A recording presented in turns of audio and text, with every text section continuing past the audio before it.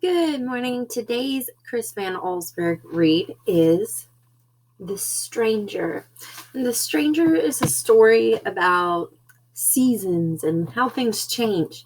So I want you to be listening for those classic Chris Van Allsburg book traits as I read. We're looking for mysterious characters, kind of suspicious events, and maybe a twist ending. We'll have to see.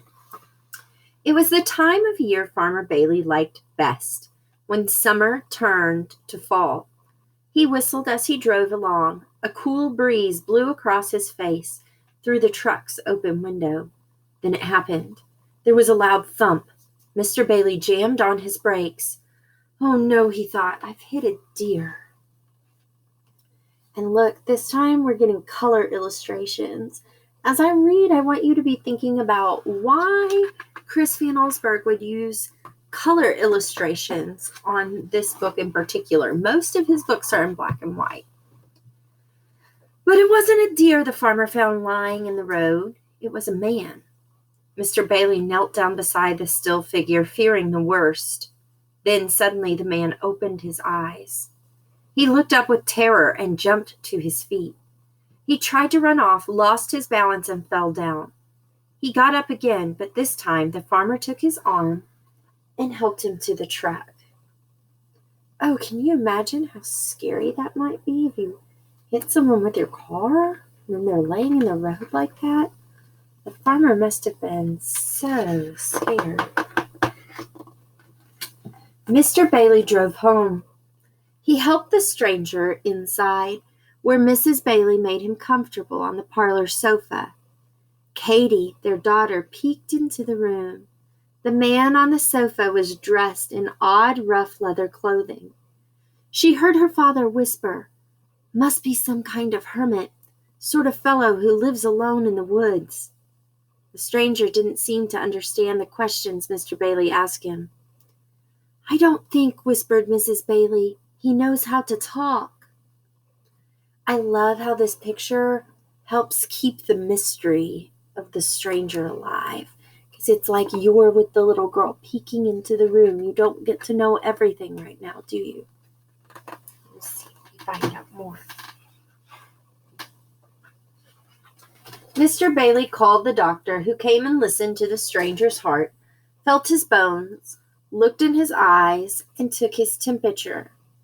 He decided the man had lost his memory. There was a bump on the back of his head. In a few days, the doctor said, he should remember who he is and where he's from. Mrs. Bailey stopped the doctor as he left the house. He'd forgotten his thermometer. "Oh, you can throw that out," he answered. "It's broken. The mercury is stuck at the bottom." So thermometers didn't used to be digital like they were now. They were glass, and they had a substance in them called mercury, and when it heats up, it will rise to the right spot on the thermometer. But if it doesn't rise up, the doctor thinks it must just be broken, stuck at the bottom. Mr. Bailey lent the stranger some clean clothes. The fellow seemed confused about buttonholes and buttons. In the evening, he joined the Baileys for dinner. The steam that rose from the hot food fascinated him. He watched Katie take a spoonful of soup and blow gently across it. Then he did exactly the same. Mrs. Bailey shivered.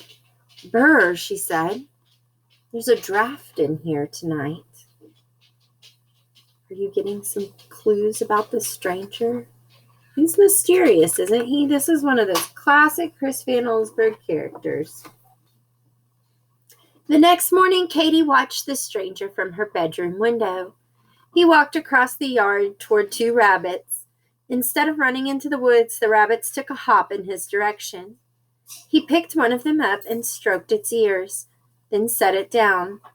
The rabbits hopped away, then stopped and looked back, as if they expected the stranger to follow. Do rabbits come up to you like that? Wild rabbits? Me neither. When Katie's father went into the fields that day, the stranger shyly tagged along. Mr. Bailey gave him a pitchfork, and with a little practice, he learned to use it well. They worked hard. Occasionally, Mr. Bailey would have to stop and rest, but the stranger never tired. He didn't even sweat.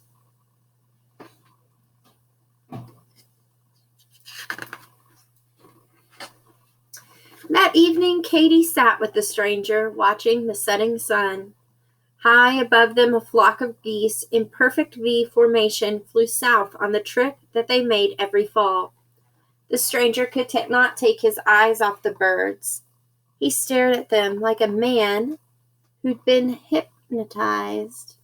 We know what that looks like from probudity, right?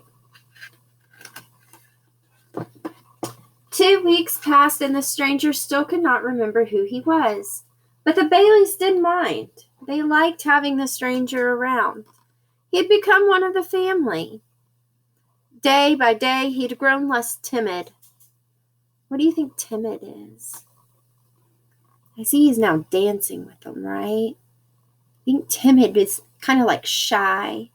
So he's getting less shy. He seems so happy to be around us, Mr. Bailey said to his wife. It's hard to believe he's a hermit.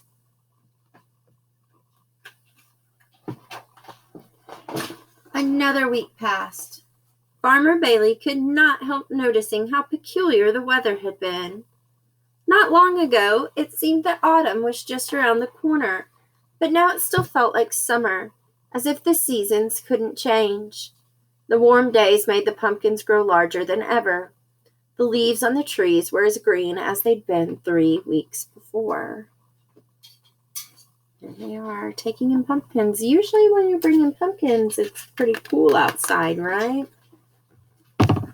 One day, the stranger climbed the highest hill on the Bailey farm. He looked to the north and saw a puzzling sight. The trees in the distance were bright red and orange. But the trees to the south, like those around the Baileys, were nothing but shades of green. They seemed so drab and ugly to the stranger. It would be so much better, he thought, if all the trees could be red and orange.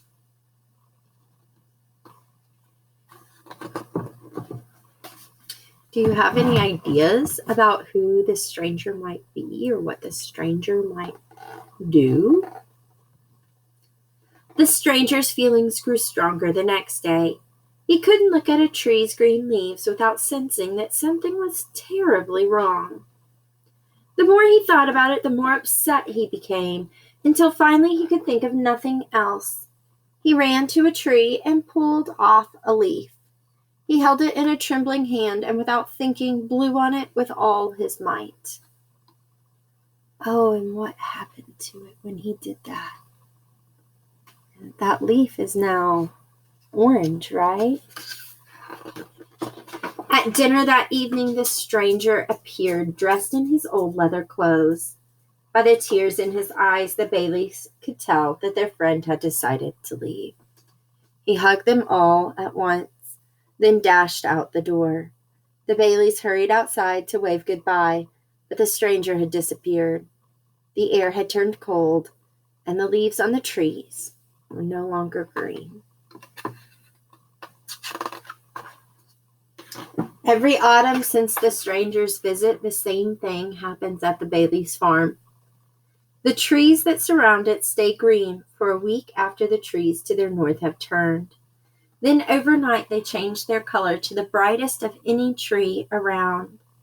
And etched in the frost on the farmhouse windows are words that say simply, "See you next fall."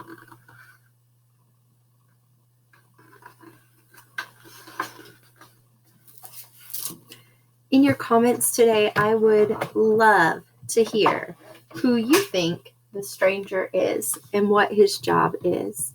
All right, I'll talk to you later. Bye.